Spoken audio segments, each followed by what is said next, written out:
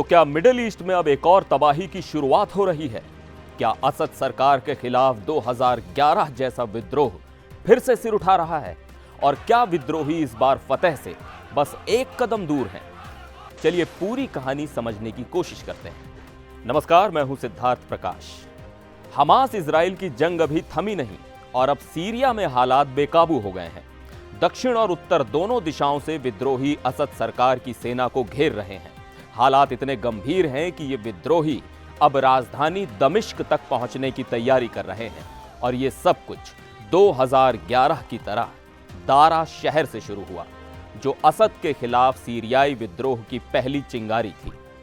दारा, वो शहर जिसे सीरियाई विद्रोह की जननी कहा जाता है, 2011 में भी यहीं से असद के खिलाफ विद्रोह शुरू हुआ था। अरब दुनिया में अरब स्प्रिंग की शुरुआत हुई। ट्यूनीशिया से लेकर मिस्र और लीबिया तक लोग सड़कों पर उतरकर तानाशाही के खिलाफ प्रदर्शन करने लगे। इसी लहर ने सीरिया को भी अपनी चपेट में ले लिया। सीरिया के दारा शहर में कुछ बच्चों ने स्कूल की दीवार पर असद विरोधी नारे लिख दिए। इसके बाद पुलिस ने उन बच्चों को गिरफ्तार कर लिया और उनके साथ बेहद क्रूर व्यवहार किया। यह खबर फैलते ही लोगों का गुस्सा फूट पड़ा। लाखों लोग सड़कों पर उतर आए।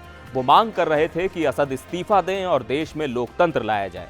लेकिन असद सरकार ने इन प्रदर्शनों को बेहद बेरहमी से दबाने की कोशिश की।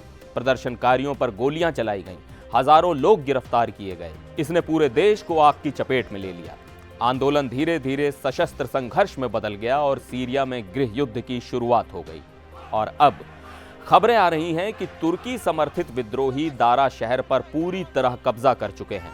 विद्रोहियों का कहना है कि उन्होंने सरकारी इमारतों और संस्थानों को अपने कंट्रोल में ले लिया है। हालांकि सीरियाई रक्षा मंत्रालय ने अभी तक इसकी पुष्टि या खंडन नहीं किया है। वैसे सीरिया के सरकारी बयान अक्सर तब आते हैं जब हालात हाथ से निकल चुके होते हैं।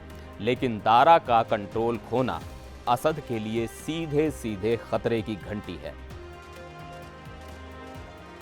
अब यह समझना जरूरी है कि ये विद्रोही हैं कौन। देखिए, दक्षिण में और उत्तर में विद्रोही गुट अलग अलग हैं। दक्षिण में लोकल विद्रोही हैं जो खुद को तुर्की समर्थित बताते हैं। दूसरी तरफ उत्तर में एक बड़ा और ताकतवर इस्लामी गुट है, हयात तहरीर अल शाम यानी HTS। ये HTS वाले पहले ही हमा और अलेप्पो जैसे बड़े शहरों पर कब्जा कर चुके हैं। मगर इन सभी विद्रोही गुटों का एक ही मकसद है, बशर अल असद को सत्ता से हटाना। और अब ये लड़ाई सिर्फ सीरियाई गृह युद्ध नहीं रह गई, ये बन चुकी है एक प्रॉक्सी वॉर, जहां तुर्की, रूस, ईरान और अमेरिका जैसे देश अपने अपने तरीके से इसे हवा दे रहे हैं। दक्षिणी सीरिया में विद्रोहियों ने शुक्रवार को एक बड़ा हमला किया, जिसके बाद उन्होंने सीरिया जॉर्डन सीमा पर स्थित नसीब बॉर्डर क्रॉसिंग पर कब्जा जमा लिया। नसीब क्रॉसिंग सिर्फ एक बॉर्डर नहीं है, बल्कि ये M5 हाईवे का सबसे अहम हिस्सा है। ये वही हाईवे है जो उत्तरी शहर अलेप्पो से शुरू होकर राजधानी दमिश्क तक जाता है। विद्रोही पहले ही अलेप्पो पर कब्जा कर चुके हैं और अब उनका अगला कदम दक्षिण की ओर बढ़ना है। गुरुवार को उन्होंने हामा जैसे बड़े शहर को भी अपने कब्जे में ले लिया। इसके अलावा होम्स पर भी विद्रोहियों ने काफी हद तक अपना दबदबा बना लिया है। ये घटनाएं सीरियाई सरकार के लिए बड़ी चिंता का सबब बन चुकी हैं। और अब आते हैं होम्स पर। इस शहर को सीरिया की हर जंग की जड़ कहा जाता है। शुक्रवार को विद्रोहियों ने रस्तान और तलबीसेह जैसे इलाकों पर कब्जा कर लिया, जो होम्स से सिर्फ 5 किलोमीटर दूर हैं। ब्रिटेन की Syrian observatory for human rights के मुताबिक होम्स पर कब्जा ये तय करेगा कि सीरिया पर कौन राज करेगा।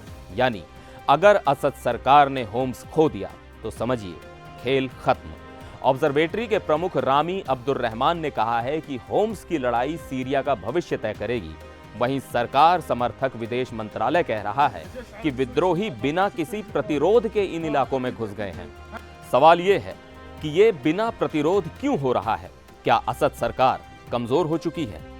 अब बात दमिश्क की। राजधानी के उत्तर और दक्षिण दोनों तरफ विद्रोही तेजी से आगे बढ़ रहे हैं। उनका टारगेट साफ है, राजधानी को चारों तरफ से घेर कर असद सरकार को खत्म करना। मगर यहां एक और बड़ी कहानी है, कुर्दिश लड़ाके। देखिए, कुर्दिश लड़ाकों ने 1 दशक की लड़ाई के बाद सीरिया के उत्तर पूर्वी हिस्से में स्वायत्तता हासिल की थी। अब ये लड़ाके इस नए विद्रोह से घबराए हुए हैं। उन्हें डर है कि अगर विद्रोहियों ने सत्ता हासिल कर ली तो उनकी स्वायत्तता खतरे में पड़ जाएगी। इसलिए अब ये कुर्दिश लड़ाके भी अपने इलाके में सुरक्षा बढ़ा रहे हैं। अब एक अहम सवाल, इस जंग के पीछे कौन है? सीधे शब्दों में कहें तो ये पूरी लड़ाई प्रॉक्सी वॉर है। उत्तर में तुर्की HTS का समर्थन कर रहा है, वहीं असद सरकार को रूस और ईरान की मदद मिल रही है, और इन सब के बीच अमेरिका भी अपना खेल खेल रहा है। सीरिया अब सिर्फ एक देश नहीं बल्कि वैश्विक ताकतों का अखाड़ा बन चुका है। तो सवाल यह है कि सीरिया का भविष्य क्या है? क्या विद्रोही दमिश्क तक पहुंच पाएंगे या फिर असद सरकार किसी तरह अपना अस्तित्व बचा लेगी? और इस प्रॉक्सी वॉर में सीरिया की जनता का क्या होगा जो पिछले एक दशक से खून खराबा झेल रही है? ये जंग अब सिर्फ सीरिया की नहीं बल्कि पूरे मिडिल ईस्ट की स्थिरता को खतरे में डाल रही है। अगला अध्याय क्या होगा, इसका जवाब आने वाले दिनों में मिलेगा।